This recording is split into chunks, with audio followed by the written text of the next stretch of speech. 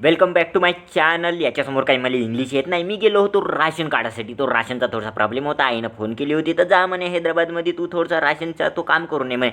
पण मी गेलो, पण माझा काही काम झाला नाही ना. आणि मी आलो वापस. तर मला येता येता एक मंदिर दिसला, बऱ्यापैकी ब्लॅकवाला मंदिर दिसला, पूर्ण ब्लॅक गोल्डन, पुरा ब्लॅकच गोल्डन लागला. एवढा म्हणजे सही होता माताजीचा मंदिर पण तिथं बड्या होता. तर मग मी लाईनीत लागलो दर्शनासाठी. एक नंबर मंदिर होता. तिथे लाईनीत लागलो, दर्शन केल्यावर मी थोडासा पाहिलो, मंदिर पाहिलो एक नंबर. काय त्याचा स्ट्रक्चर, काय त्याचा म्हणजे भारी. मग मी म्हणलं थोड्या वेळ आरतीची वेळ झालीच होती. मग आरतीला बसवते. तिथं वाघ एवढा सुंदर कलाकृती केली होती का म्हणलं माझं तर मन मोहूनच गेला. मग म्हणलं तुम्हाला थोड्या वेळ आरतीला वेळ आहे तर मग चला म्हणलं तुम्हाला थोडासा दाखवूनच द्यावा मंदिराचा व्ह्यू कसा आहे ब्लॅक दगडाचा. तर इकडे नवीन मूर्ती पण तयार होत होती एक नंबर सुंदरपैकी ब्युटिफुल.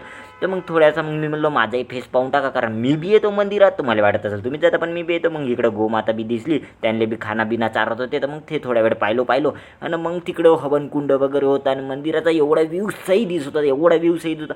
माझा सांगतो ना, माझा मनच मोहून गेला तिथे. म्हणून मी तिथून असं निघायची इच्छाच नव्हती होती. एवढा म्हणजे माझ्या मनात श्रद्धा निर्माण झाली होती. तर एवढा खास होता तो मंदिर. मग तुम्हाला हवनकुंड बी दाखवलं नाही एवढं. तर हे त्रिशूल दाखवलं एक नंबर. तिथं सिंह बी होता तिथं. म्हणजे मूर्ती एवढी सही होती ना, खतरनाक. इथं त्रिशूल होता. त्या त्रिशूलमध्ये मला फोटो काढायचा होता, पण कोणी भेटलाच नाही. मग एक फोटो भेटला, त्यानं माझी एक अशी नादांशी फोटो काढून दिला. मग म्हणलं चला, म्हणलं आता आखरी व्ह्यू तुम्हाला दाखवून देतो या मंदिराचा. आणि जर तुम्ही बी या हैदराबादमध्ये कोंडापूरमध्ये एक नंबर मंदिर आहे. त्रिशूल एक नंबर सही एंट्री गेटपासून तर लास्ट एंडिंगपर्यंत मजाच मजा आहे. चलो बाय.